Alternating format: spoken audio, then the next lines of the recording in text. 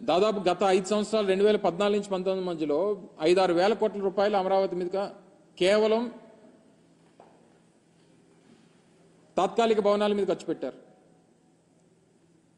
తాత్కాలిక భవంతులు కట్టి వేల కోట్ల రూపాయలు ఖర్చు పెట్టేటువంటి కార్యక్రమం చేశారు. ఇది శాశ్వత నిర్మాణాలు. అవి ప్రభుత్వానికి సంబంధించింది, ప్రభుత్వం వినియోగించాల్సినటువంటి అవసరం ఉంది, ప్రభుత్వం దానికి సంబంధించినటువంటి నిర్ణయాలు తీసుకోవాల్సినటువంటి అవసరం ఉంది. అవి తీసుకోవడం మానేసి ఊర్లో వెనకాతలు ఉన్న కార్యకర్తలందరినీ కూడా అందులోకి తీసుకుని వెళ్ళిపోయి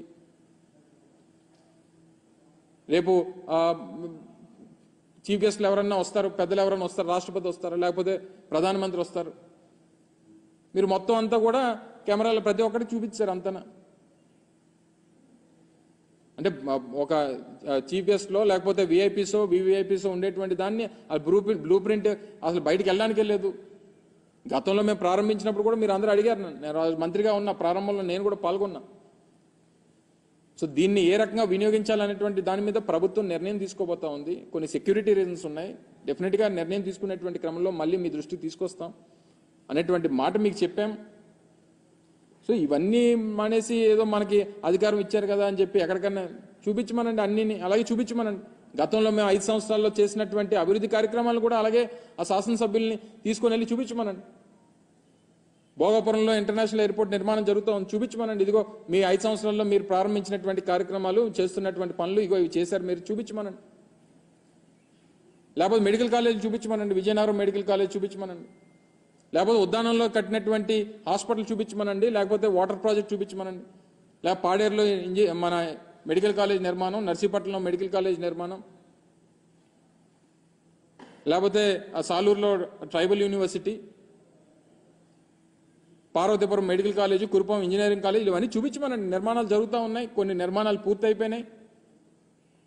మూలపేటలో హార్బర్, మూలపేటలో మన పోర్ట్ నిర్మాణం జరుగుతూ ఉంది, చూపించమనండి. ఫిషింగ్ హార్బర్లో అనేక పోర్టులు ఉత్తరాంధ్రకు సంబంధించి ఇన్ని ప్రాజెక్టుల నిర్మాణం చేపడతా ఉన్నాం. ఇన్ని ప్రాజెక్టుల నిర్మాణంకి మేము ముందుకు తీసుకుని వచ్చి ఇన్ని కార్యక్రమాలు చేశాం.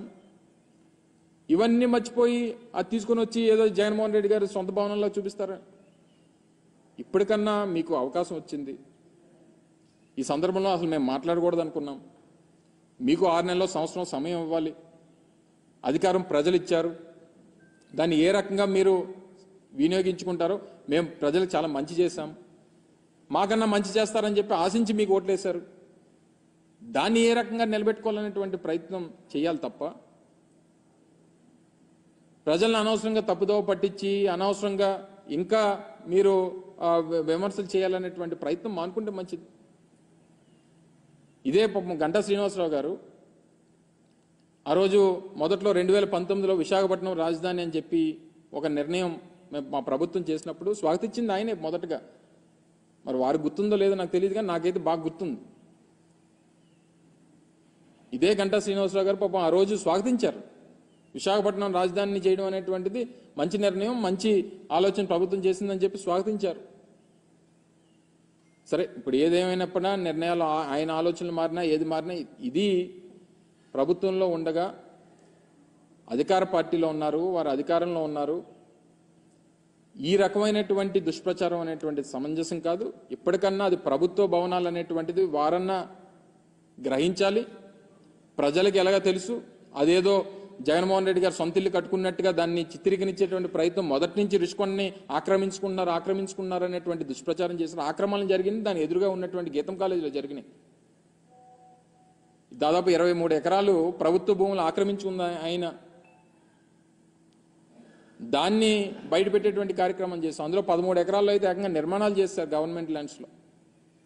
సో వాటిని చూపిస్తే ఇంకా బాగుండేది, ఎందుకంటే స్థానిక శాసనసభ్యులు వారికి కూడా ఈ ప్రాంతానికి ప్రాతినిధ్యం వహిస్తున్నారు కాబట్టి దాన్ని ఎదురుగా ఉన్నటువంటి గీతం కాలేజీని కూడా చూపించుంటే బాగుండేది.